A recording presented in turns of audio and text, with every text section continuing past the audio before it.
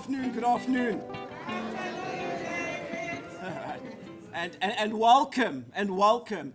And first and foremost, because I was put under quite a bit of time pressure, congratulations with your results. Congratulations. A big thank you to Sand Parks in terms of allowing us to be here and facilitating this entire program that you've been on. So a big hands up to your executives as well, who've invested a lot in terms of time.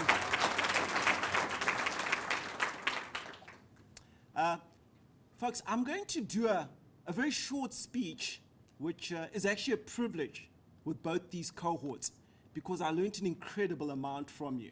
I learned an incredible amount. So I'm going to share just a few points which I think are very, very helpful to us as an institution, as a nation, as a continent. And these lessons are very, very personal in a number of respects. And I hope they help you in terms of charting your way forward. In the Shona tradition, we say when a child is born, they're born with their hands clasped together. And that indicates that each of us has something to give to this world. It's a gift, and it can't be replicated with any other person. And each of us has to either graciously give this gift to the world as we serve our lives and as we live out our purpose, or we can ignore it, we can squander it, and that gift is lost to all eternity. So I'm going to talk about how maybe I can help you to give your gift to the world, because you yourself have a unique gift. And I'm just going to share 3 key lessons with you. The first one is on focus. The second one is on thinking long term.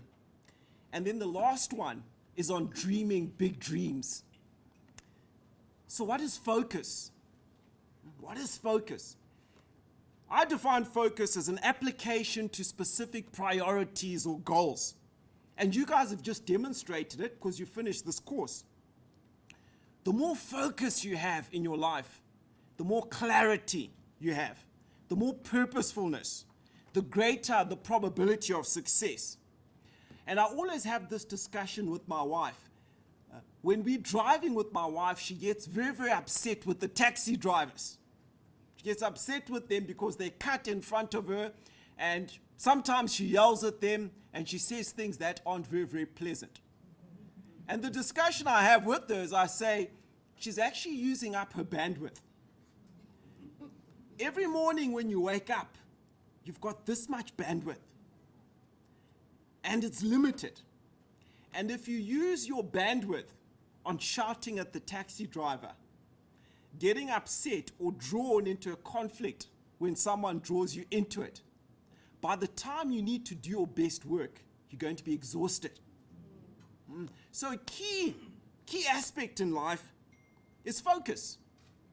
And it's a discipline that you have to learn. Otherwise, you won't get to the destination that you're aiming at.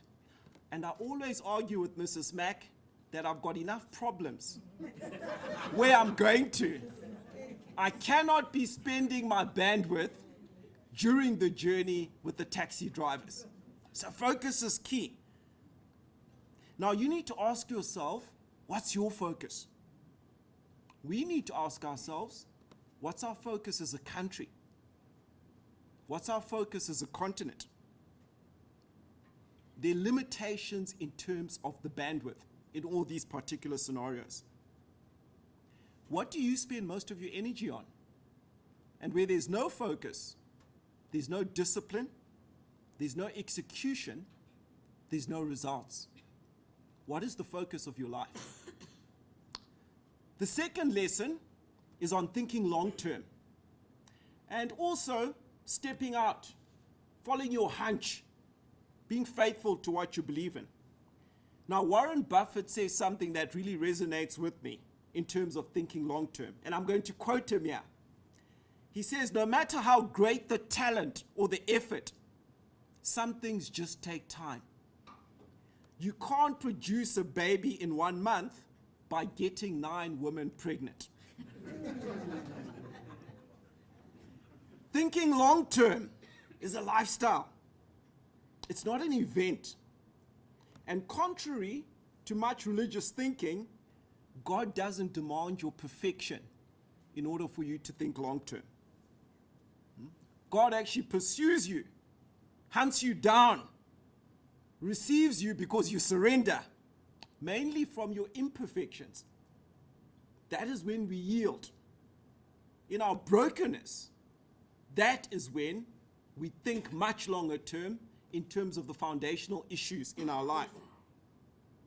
And remember, in thinking long term, the hardest decisions we're going to make are going to revolve around people. There won't be technical decisions. And in the workplace, I have seen it time and time again in the companies we do work with. And we have an old saying at our office at Tactus. People don't leave companies. People don't leave organizations. They leave bosses. They leave bosses. That talks to relationships. The last lesson I'm going to talk about is dreaming big dreams. And we spoke about this in class a little bit. My father dug trenches. He swept the floors at Edgar's. But he had a bigger dream for his own life. He had a bigger dream for his kids.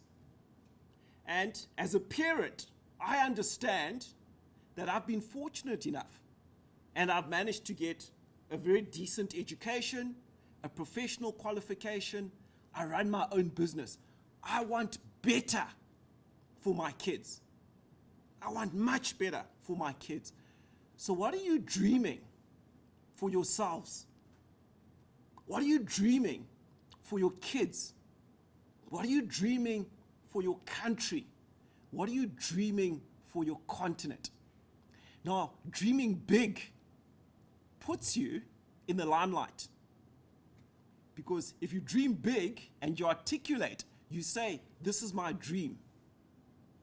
I'm going to educate the continent. I'm going to be a billionaire. You set yourself up to fail. He's going to educate the continent. He's going to be a billionaire. His house has just been repossessed. You set yourself up to that scrutiny. And there's a fear in dreaming big dreams. But that is the only way we make progress. And it takes courage. And I was inspired by both cohorts because here we have a collection of people who can dream big for this nation. Dream big for the potential that it holds in a way that is inclusive. Everyone has their place under the sun. Everyone in here is a minority. Whether you're black, whether you're white, whether you're a woman, whether you're a man, whether you're gay, whether you're straight, in some way in your life, you're going to find your minority. And when you dream big, it's going to humble you to take into account other people who may not look, act, or think like you. So those are just 3 lessons. What's the focus in your life? How are you thinking long term? And are you living your life in a way that's courageous? And you dream big dreams for yourself and for the people who are to come. Your children are relying on you. This country is relying on you. This continent needs you to perform. So I put that responsibility on you as we move forward. No one else can do it. This is your time. This is your generation. Congratulations and well done.